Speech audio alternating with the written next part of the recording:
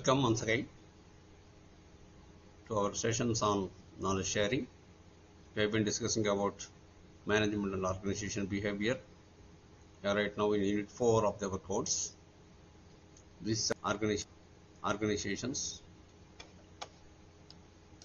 Now, before you go into further, let us see what we have studied so far. What has been our journey so far?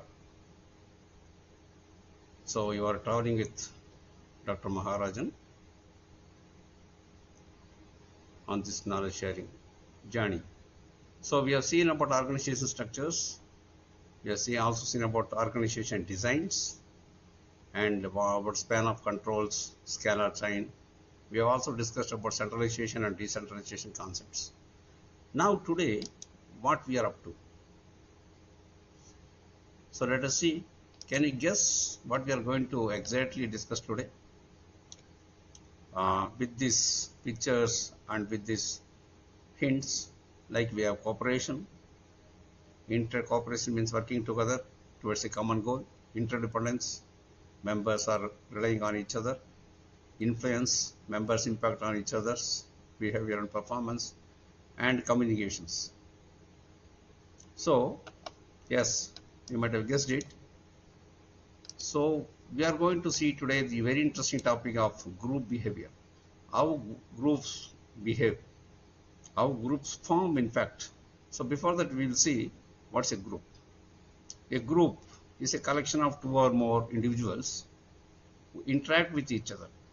The interaction is the keyword here, sharing common goals, and they perceive themselves as a group. You can also call this as a team in the organization setup. A team is a collection of two or more individuals who share common ideas and who work together. So what is the importance of groups? Because of groups, because of teams only organization achieve their purpose. The organization is always always it consists of more than two people in many cases. So groups, people, what we cannot achieve as individuals, we achieve as a team. So that is very important why we need to have groups. What are the benefits? See, in a group, we can share ideas. Each member of the group or team may have expertise in different areas and different knowledge. So by sharing our knowledge, by pooling our skills, we can do wonderful things.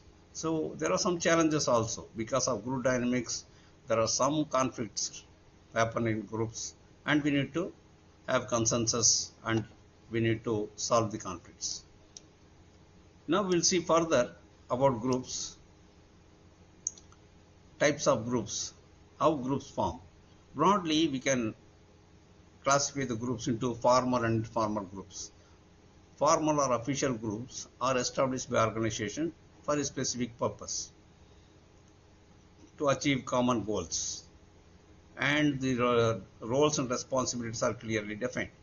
Like we have department teams, and we have project teams, we have committees or task forces we can call for a specific task.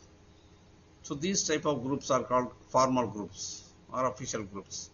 On the other hand, we have informal groups which form spontaneously without any formal organization structure. It forms because of shared interest, values, or social connections, friendship and social interactions, these all things. So we can have friendship groups, interest groups, social groups. So broadly we can see there are two types of groups, formal groups and informal groups. And some groups can be permanent, some groups like task forces are maybe ad hoc or temporary. So how these groups are formed? What are the group dynamics? There are 5 stages in this group's form. The first stage are forming.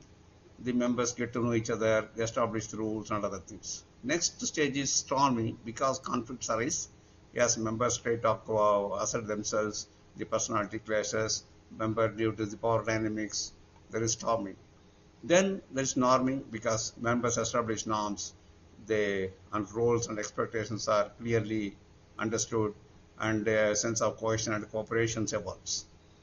Then they start to work, that is performing.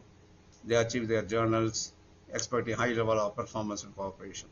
And finally, the groups, once the group complete their task, we disband them or they are adjourned.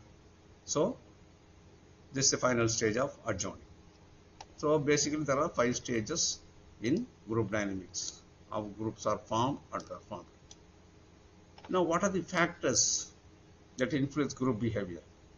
See, basically groups are for defined roles. So defined pattern of behavior expected from individuals in specific positions. And there are norms also, shared beliefs, common values, common ideas and standards are there. And there is a high degree of cohesion among the members of the group so that they all feel part of it and they remain part of it, they work together. So let us see what we have learned today.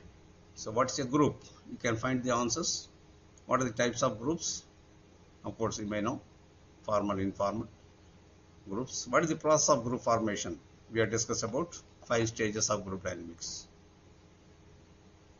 Then we have summary and references. So in summary, we have studied about the group dynamics. We have seen the what is a group, the different types of groups, the stages of group development, the 5 stages, and what are the factors influencing behavior and the importance. Thank you very much. Keep watching the videos. We'll come up with more videos.